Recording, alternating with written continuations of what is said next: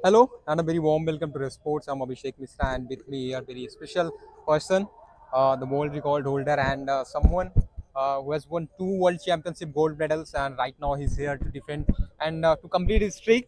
तो मेरे साथ है सुमित अंतिल और इनसे तो आपका जान पहचान तो लगातार बना ही रहता है। अ, अभी हम इनसे बात करने वाले हैं कि आने वाले जो वर्ल्ड चैंपियनशिप है यहाँ दिल्ली में अभी हम हैं इनके साथ मेरे पीछे साइंस सेंटर है और अभी हम नए इंस्टॉल्ड हुए मोन्डो ट्रैक पे खड़े हुए हैं। तो इनसे हम साथ बाकी चर्चा करेंगे कि क्या इनका क्या टारगेट रहने वाला है और बाकी चीज़ों को कैसे देखते हैं। तो सुमित भाई पहली बात तो इंडिया में वर्ल्ड चैंपियनशिप होस्ट हो रही है, बहुत बड़ी बात है। फर्स्ट टाइम आप अपनी कंट्री में इतने बड़े स्टेज पे आप परफॉर्म करोगे, वो कैसा लग रहा है? बिल्कुल भाई, देखिए काफ़ी स्पेशल फील कर रहे हैं क्योंकि एक तो हमारे लोग होंगे स्पेक्टेटर्स और मैं इमेजिन कर रहा हूँ कि किस तरह का सपोर्ट होगा हमारे पीछे उस दिन जब हम compete करेंगे। इंडिया में इतना बड़ा इवेंट होस्ट करी है इंडिया, तो काफ़ी अच्छा लग रहा है कि हाँ, हम भी इंटरनेशनल इवेंट्स होस्ट कर रहे हैं और इन फ्यूचर काफ़ी अच्छा रहेगा हमारे लिए, हमारे यूथ के लिए। जब फर्स्ट टाइम आपको पता चला कि इंडिया में हम लोग होस्ट करने वाले हैं, तो क्या मूवमेंट था? जब फर्स्ट टाइम मेरे को पता लगा कि हाँ, इंडिया में वर्ल्ड चैम्पियनशिप होस्ट होगी नेक्स्ट ईयर, तो काफ़ी खुशी हुई। और जिस तरह से प्रिपरेशन चल रही है तो काफ़ी अच्छा फील हो रहा है और कोशिश यही करेंगे कि अपना बेस्ट दें ग्राउंड पे। और जिस तरह से मेरी टीम ने पूरा दिन रात एक किया इस कंपटीशन के लिए, तो उसका रिजल्ट हम दिखाएं लोगों को। सबसे ज़्यादा जो चर्चा का विषय है क्योंकि पूरा रिवैम्ड हुआ है, रिफर्बिश्ड हुआ है, बहुत सारी चीज़ें चेंज आई हैं और पैरा के लिए किया गया है। सबसे स्पेशल बात तो ये है, मोन्डो ट्रैक इंस्टॉल किया गया। काफ़ी बातें होती हैं कि इंडियन एथलीट्स भी बोलते हैं कि अगर हमारे पास मोन्डो ट्रैक्स इंडिया में होते तो हम शायद बेटर टाइमिंग अचीव कर सकते हैं या बेटर थ्रोज अचीव कर सकते हैं। कहीं ना कहीं थोड़ा बहुत पुश करता है। तो ये फैसिलिटीज़ के बारे में, मोन्डो ट्रैक के बारे में आपको क्या लगता है कि आप परफॉर्म करने वाले? लास्ट ईयर आपने मोन्डो ट्रैक पे ही परफॉर्म किया था और भारत का नाम ऊंचा किया था, गोल्ड मेडल आपने जीता था। तो अभी फिर से मोन्डो ट्रैक पे आपको एक बार फिर से मौका मिल रहा है और इंडिया में मोन्डो ट्रैक कितना स्पेशल होता है, कितना जरूरी होता है के लिए बिल्कुल, देखिए ये फर्स्ट आउटडोर मोंडो ट्रैक है इंडिया का, इंडिया का? तो काफ़ी अच्छा लग रहा है। सबसे बेस्ट चीज़ ये है कि आपके पास में दो ट्रैक हैं, एक इंडोर ट्रैक अंदर है स्टेडियम के, एक एक ये outdoor track. Warm up area भी मोंडो का है। तो काफ़ी अच्छा रहेगा ये आने वाले एथलीट्स के लिए, क्योंकि मोस्टली अब से पहले इंडियन एथलीट सिंथेटिक ट्रैक पे प्रैक्टिस करते थे। वो एकदम से मोंडो ट्रैक पे जाते थे तो कहीं ना कहीं उन्हें थोड़ा बैलेंस बनाने में या स्पीड पकड़ने में दिक्कत होती थी। बट अभी इंडिया में मोंडो ट्रैक हो गया तो काफ़ी अच्छा है कि हम भी जिस ट्रैक पे यहाँ पे ट्रेनिंग करके जाएंगे उसी ट्रैक पे वहाँ पे compete करेंगे, तो एक हैबी आदत सी हो जाती है उस ट्रैक की, तो ये काफ़ी अच्छा रहेगा फ्यूचर में। सुमित भाई ज़्यादा बात करते हैं, आते हैं आपके गेम पे आते हैं। आपने पहले बोला था कि 80 मीटर मैं अचीव करने की ट्राई करूंगा। आप एबल बॉडी में भी ट्राई कर एक बार खेल चुके हैं। अभी आपका यहाँ पे क्या टारगेट रहने वाला है? क्या टारगेट आप लेके आप ग्राउंड पे आओगे? तैयारी काफ़ी अच्छी है हमारी, कोशिश करेंगे कि जो हम अपना बेस्ट दें, जो भी हमने ग्राउंड पे किया है उसका बेस्ट करें। और थ्रो कितनी लगेगी वो तो 30 को ही पता लगेगा, दिन के ऊपर भी डिपेंड करता है और काफ़ी चीज़ें सर्कमस्टेंसेस। बट मेरे को जिस तरह से वेदर है, अच्छा लग रहा है कि अच्छा रिजल्ट निकल के सामने है। भी कितना कोशिश टारगेट करें। किया है? कुछ तो माइंड में होगा कि ये नंबर आ, अचीव कर लेना है क्योंकि गोल्ड मेडल तो आपके लिए कोई बड़ा चैलेंज नहीं रहने वाला। कोशिश करेंगे कि जो हमारा क्राउन है रेनिंग चैंपियन का, वो हमारे सिर पे ही रहे। और कोशिश करेंगे कि 74-75 तक पहुँचे। इस साल आपने इसके अलावा एक ही कंपटीशन खेला है जहाँ तक मुझे याद है कि इसके अलावा भी खेले, ग्रैंड प्री में आप शायद थे बैंगलोर हम्म, में हाँ, मैं 3 कॉम्पिटिशन मैंने खेले हैं। इस साल। हाँ जी। एक तो ट्रायल दी थी वर्ल्ड चैंपियनशिप की, वहाँ पे हम्म। 2 ही थ्रो की थी मैंने, एक 71 थी, एक 72 मीटर थी। उससे पहले नोटविल ग्रैंड प्रिक्स खेले थे 72.35, जहाँ पे वर्ल्ड नंबर 1 बना था मैं दोबारा से। और एक जेनेवा में एबल्ड बॉडी एथलीट कॉम्पिटिशन खेला था जहाँ पे 67 68 समथिंग लगाई थी हाँ। मैंने। हाँ, तो वो थोड़ा सा वेदर बहुत ज़्यादा अजीब सा था वहाँ पे, तो ह्यूमिडिटी लेवल बहुत ज़्यादा आई था, तो उसकी वजह से थोड़ा ख़राब हो गया वो कंपटीशन। बट यहाँ पे अच्छा है सब, इस माहौल से हम घुले मिले हुए हैं, तो कोशिश करेंगे कि अच्छा परफॉर्म करें। एबल बॉडी में क्या एक्सपीरियंस रहा है आपका? देखिए एबल्ड बॉडी में काफ़ी अच्छा एक्सपीरियंस रहा मेरे को, जिस तरह से लोगों ने वहाँ पे सपोर्ट किया। और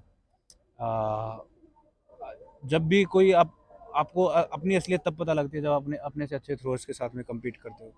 क्योंकि कहीं न कहीं मेरे को लग रहा था कि मैं अपने से ज़्यादा मीटर्स वाले थ्रो, जैसे एबल्ड बॉडी एथलीट्स हैं मेरे से ज़्यादा थ्रो कर पाते हैं वो, तो उनके साथ में compete करूँगा तो कहीं न कहीं मेरे को फ़ायदा मिलेगा कि मैं अपनी लिमिट्स हैं जो उनको पुश कर पाऊँ।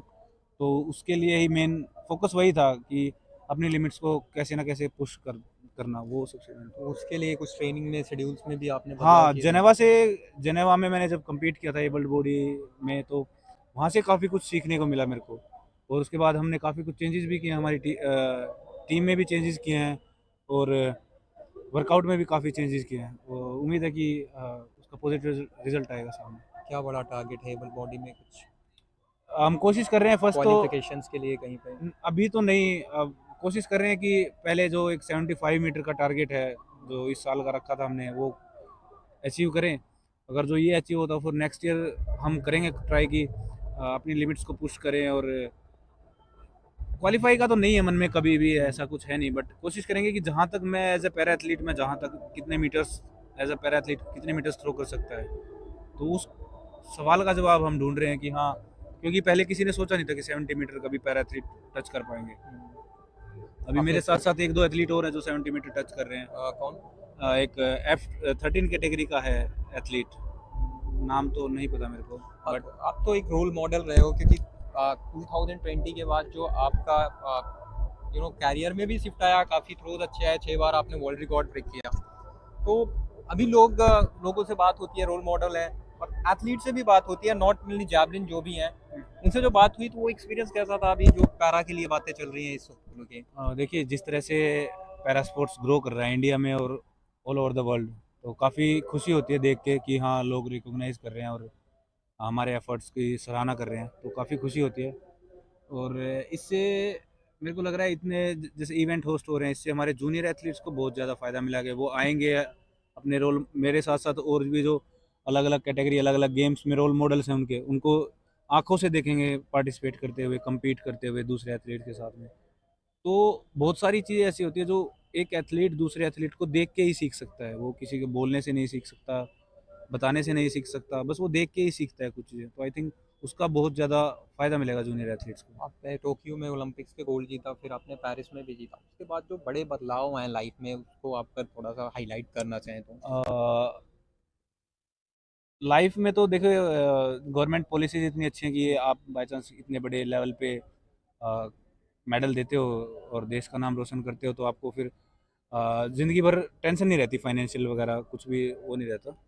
और सबसे बड़ा आई थिंक ये हुआ है कि जब लोग जानते हैं, तो एक लोगों में पैरा स्पोर्ट्स को लेके और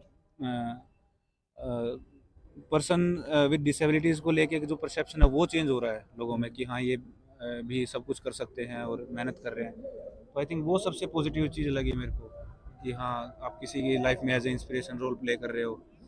और बाकी तो वही है, अपनी लिमिट्स को पुश करना सुमित है। भाई, आप खुद किससे इंस्पायर होते हो और मोटिवेशन के लिए क्या, मतलब कुछ बुक्स पढ़ते हो, या सब मोटिवेशन का आपका पॉइंट कहते हो क्या होता है, और खुद किससे इंस्पायर होते हो अभी भी आप?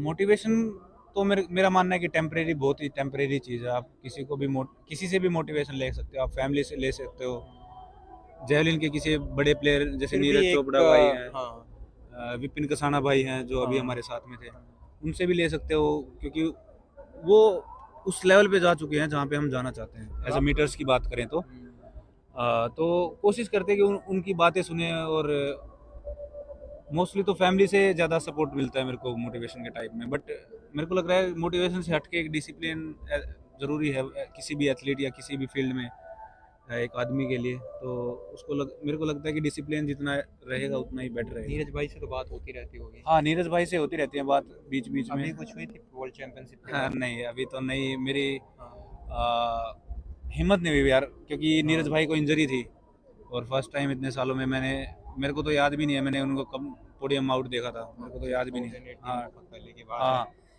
तो 8-9 साल जिस आदमी ने डोमिनेंस की है फील्ड पे, और इंजरी की वजह से वो नहीं कर पाता है तो बुरा लगता है। तो आई थिंक कभी कभी इंसान को अकेला छोड़ देना चाहिए। तो आई थिंक वो फेज़ हम देना चाहेंगे नीरज भाई को कि वो इतना स्ट्रॉन्ग कम बैक करें कि जो हम चाहते हैं कि as a athlete, Indian athlete global stage पे ऑलरेडी वो बहुत कुछ कर सकते हैं, बट मैं चाहता हूँ कि कभी ना कभी वो वर्ल्ड रिकॉर्ड अभी जरूर इसके पहले काम यहीं पे प्रिपेयर कर रहे थे आप? नहीं, मैं तो सोनीपत साई में, हाँ, वहाँ पे मेरा होम ग्राउंड है। पहले ये था, मैं 2019 तक मैंने जेएलएन में प्रैक्टिस किया, बट अभी तो सोनीपत में ही मैंने पूरा वो बना लिया अपना खुद। थैंक यू सुमित भाई। Thank you.